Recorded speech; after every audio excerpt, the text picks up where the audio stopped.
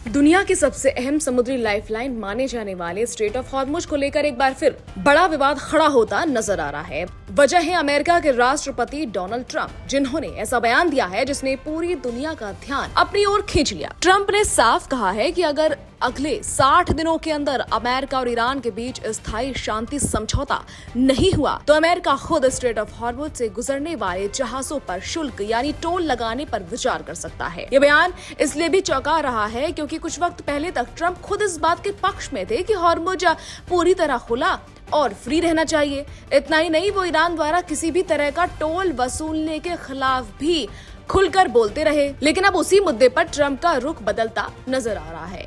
Camp David से जारी अपने बयान में ट्रंप ने कहा कि फिलहाल अगले 60 दिनों तक किसी भी जहाज से कोई शुल्क नहीं लिया जाएगा, लेकिन अगर इस अवधि में ईरान के साथ अंतिम और स्थायी समझौता नहीं हो पाता तो अमेरिका समुद्री सुरक्षा पर हुए अपने खर्च की भरपाई के लिए जहाजों से फीस वसूलने का ऑप्शन अपना सकता है। ट्रंप का तर्क है कि अमेरिकी नौसेना पिछले कई सालों से पश्चिम एशिया में समुद्री सुरक्षा सुनिश्चित कर रही है। उनके मुताबिक अमेरिकी जहाज और सैन्य संसाधन लगातार इस क्षेत्र में तैनात रहते हैं ताकि वैश्विक व्यापार प्रभावित न हो और तेल की सप्लाई बिना किसी बाधा के जारी रहे। ट्रंप ने यहाँ तक कहा कि अमेरिकी नौसेना क्षेत्र के देशों के लिए गार्जियन एंजल की तरह काम कर रही है और इसकी एक कीमत है जिसे किसी न किसी रूप में चुकाया जाना चाहिए। देखिए, दुनिया के कुल समुद्री तेल व्यापार का बड़ा हिस्सा हॉर्मुज से होकर ही गुजरता है। खाड़ी देशों से निकलने वाला कच्चा तेल और प्राकृतिक गैस दुनिया के अलग अलग हिस्सों तक पहुंचाने के लिए इसी समुद्री मार्ग का इस्तेमाल होता है।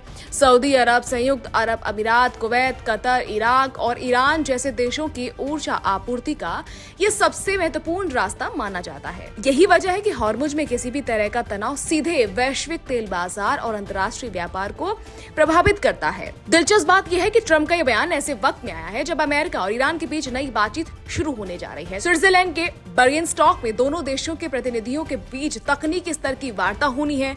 इस बातचीत में पाकिस्तान और कतर मध्यस्थ की भूमिका निभा रहे हैं। इन वार्ताओं में कई अहम मुद्दों पर चर्चा होगी। इनमें ईरान का परमाणु कार्यक्रम, उस पर लगे आर्थिक प्रतिबंध, क्षेत्रीय सुरक्षा व्यवस्था, स्ट्रेट ऑफ हॉर्मुज की स्थिति और अगले 2 महीनों के लिए संभावित रोड मैप शामिल है। बताया जा रहा है कि अमेरिकी उपराष्ट्रपति जेडी वेंस और ईरान के वरिष्ठ नेता मोहम्मद बागेर कालिबाफ समेत कई महत्वपूर्ण प्रतिनिधि इस बैठक में भाग लेने वाले हैं।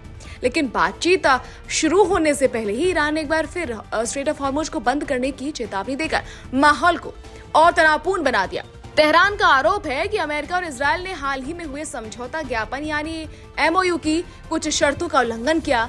ईरान विशेष रूप से लेबनान में इजरायली सैन्य गतिविधियों को इस समझौते के खिलाफ बता रहा है। ईरान का कहना है कि अगर उसके हितों को नजरअंदाज किया गया या उस पर दबाव बनाने की कोशिश हुई तो वो हॉर्मुज को लेकर सख्त कदम उठा सकता है। हालांकि ये पहली बार नहीं है जब ईरान ने ऐसी चेतावनी दी हो। पिछले कई सालों में भी क्षेत्रीय तनाव बढ़ने पर तेहरान कई बार इस तरह के संकेत दे चुका है। वहीं दूसरी तरफ अमेरिका इन दावों को खारिज कर रहा है। अमेरिकी सेंट्रल कमांड यानी सेंटकॉम का कहना है कि हॉर्मुज स्ट्रेट पूरी तरह खुला है और जहाजों की आवाजाही सामान्य रूप से जारी है।